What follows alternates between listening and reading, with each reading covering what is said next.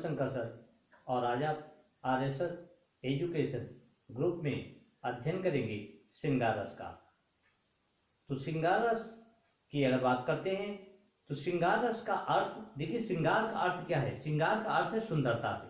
तो श्रृंगार रस की परिभाषा में अगर आप देखेंगे, जहां नायक नायिका का मिलन हो वहां श्रृंगार रस होता है, या जहां नायक नायिका, देखिए केवल नायक नायिका के मिलन को ही श्रृंगार नहीं करते, जहां नायक नायिका का मिलन होता है उसे भी श्रृंगार रस कहते हैं, वहां भी होता है। जहां नायक नायिका का एक दूसरे से अलग होना हो, विछड़न हो तो वहां भी श्रृंगार रस होता है। और जहां प्राकृतिक सौंदर्य का मनोहारी वर्णन हो, अर्थात कहीं प्रकृति की सुंदरता का वर्णन किया जाए तो उस परिवेश में भी वहां श्रृंगार रस होता है। अलावा भी आप इसे स्मरण करेंगे, ध्यान रखेंगे तो श्रृंगार रस संसार का ऐसा कोई भी प्राणी नहीं है जो इससे अछूता हो, श्रृंगार रस से परिपूर्ण ना हो। तो श्रृंगार रस रसों का राजा कहा जाता है, यह सभी रसों में श्रेष्ठ माना जाता है। इसीलिए श्रृंगार रस को बहुत अधिक, इसकी तुलना अन्य किसी रसों से नहीं की जा सकती,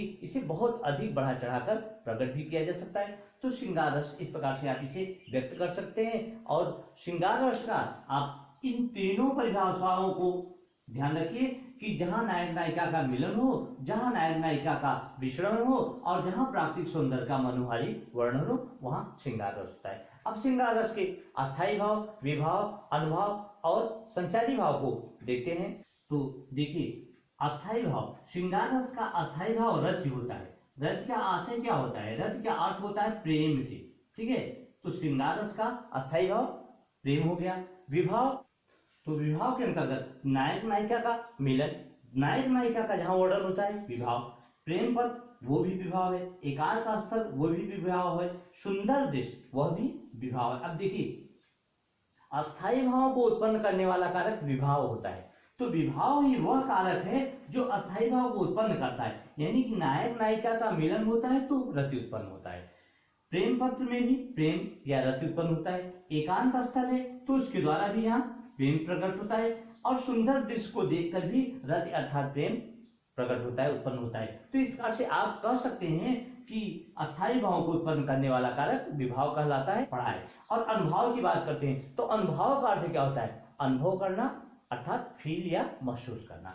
तो देखना, भाई देखने से क्या होता है? सुंदर दृश्य है, प्रेम है तो वहां देखना है। स्पर्श करना, स्पर्श करने से भी अनुभव हो जाता है उन वस्तुओं का, उन चीजों का, प्रेम का। तो इस प्रकार से देखना, स्पर्श करना इसमें आएगा इसके अंतर्गत। और संचारी भाव अर्थात व्यभिचारी भाव, इनकी संख्या 33 है।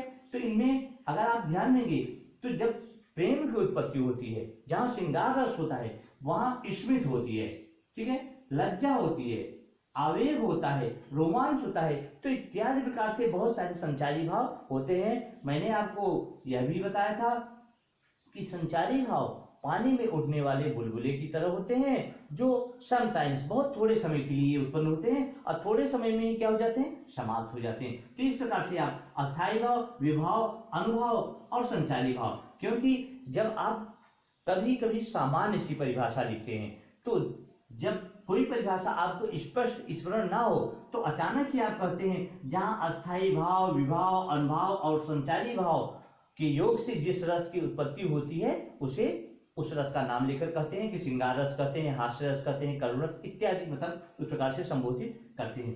तो अस्थायी भाव, विभाव, अनुभाव और संचारी भाव का आपने बारी बारी से अध्ययन किया। अब अगर बात करते हैं कि श्रृंगार रस के पार्ट की, श्रृंगार रस के दो भेद होते हैं। जो श्रृंगार रस के अंग या भेद होते हैं तो श्रृंगार रस के दो भेद होते हैं। जो पहला भेद होता है वो संयोग श्रृंगार होता है, ठीक है, और दूसरा जो भेद होता है वो वियोग श्रृंगार होता है। वियोग श्रृंगार को विप्रलंब श्रृंगार रस भी कहते हैं। संयोग श्रृंगार क्या होता है? संयोग श्रृंगार वह होता है जहां नायक नायिका का मिलन होता है, ठीक है, तो वहां संयोग श्रृंगार रस होता है। और वियोग श्रृंगार क्या होता है? जहां नायक नायिका का विछड़न हो, एक दूसरे से मिलन ना हो, दुख प्रकट हो वहां, तो वहां वियोग श्रृंगार होता है।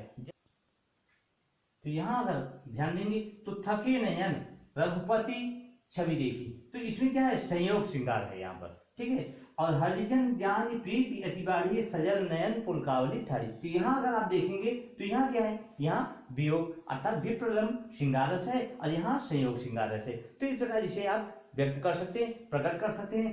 तो आइए अब कुछ आसान से उदाहरणों के द्वारा रस को व्यक्त। तो पहला उदाहरण है आपका, कौन तुम संसित जल में तीर तरंगों से फेंकी मड़िए।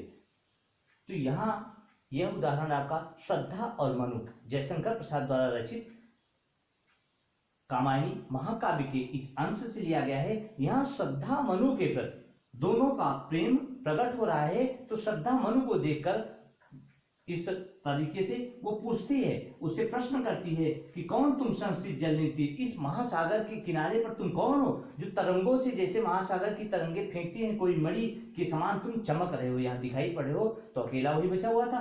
तो यहाँ पर श्रृंगार रस, यहाँ संयोग श्रृंगार है। जैसे अगला उदाहरण अगर देखते हैं तो बिहारी की बहुत ही सुंदर कविता है, कहत कहत नटत रीझत खिजत मिलत खिलत लजियात भरे भुवन ही करत हो नैनन ही शौबात। तो इस प्रकार आप इसे व्यक्त कर सकते हैं।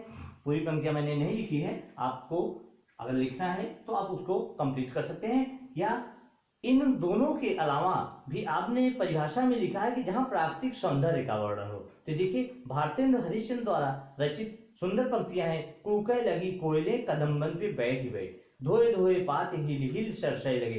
तो ये जो है बहुत ही अच्छी, ये भी श्रृंगार रस की पंक्तियां हैं, श्रृंगार रस का उदाहरण है। तो इस प्रकार इन उदाहरणों के द्वारा आप आसानी से श्रृंगार रस को प्रकट कर सकते हैं, व्यक्त कर सकते हैं। तो आज की वीडियो में बस इतना ही। आपको हमारा यह चैनल कैसा लगा, अच्छा लगा हो तो सब्सक्राइब और लाइक अवश्य करिएगा। Thank you so much.